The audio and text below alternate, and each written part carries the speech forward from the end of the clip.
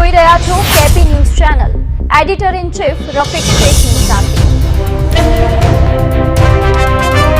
સહારા દરવાજા પાસેની સરદાર માર્કેટ નજીક ભીષણ આગ. ફ્રૂટ પેકેજિંગના ગોડાઉનમાં ભારે નુકસાન. આગથી અફરાતફરીનો માહોલ સર્જાયો. સુરત શહેરના વ્યસ્ત ગણાતા સહારા દરવાજા વિસ્તારમાં આવેલી સરદાર માર્કેટની સામે આજે 28 જાન્યુઆરી સવારે આગની ઘટના બનતા દોડધામ મચી ગઈ હતી. માર્કેટની સામે આવેલા ફ્રૂટ પેકેજિંગના એક ગોડાઉનમાં અચાનક આગ ફાટી નીકળતા લાખો રૂપિયાનો સામાન બળીને ખાખ થઈ ગયો છે. ફાયર વિભાગને કલાકની ભારે જહેમત બાદ આગ પર કાબુ મેળવવામાં સફળતા મળી છે.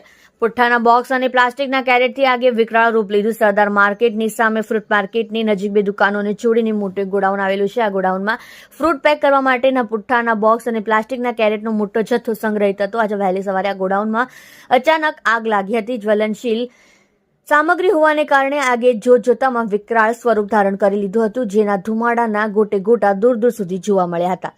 1 કલાકની ભારે જહેમત બાદ આગ પર સંપૂર્ણ કાબુ મેળવ્યો. આગની જાણ થતાં જ સ્થાનિક વેપારીઓ અને કામદારોમાં અફરાતફરી મચી ગઈ હતી.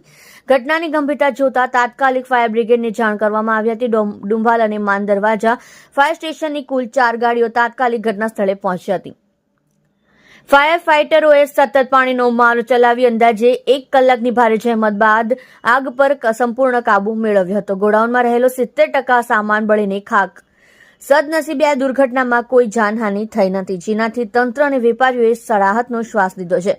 પ્રાથમિક અંદાજ મુજબ ગોડાઉનમાં રહેલો 70% જેટલું સામાન બળીને ખાખ થઈ ગયો છે. આગ લાગવાનું ચોક્કસ કારણ હજુ જાણી શકાયું નથી, પરંતુ પ્રાથમિક દ્રષ્ટિએ શોર્ટ સર્કિટને કારણે આગ લાગી હોવાની શક્યતા સેવાઈ રહી છે. તમે જોઈ રહ્યા છો કેપી ન્યૂઝ ચેનલ. રફીક શેખની સાથે.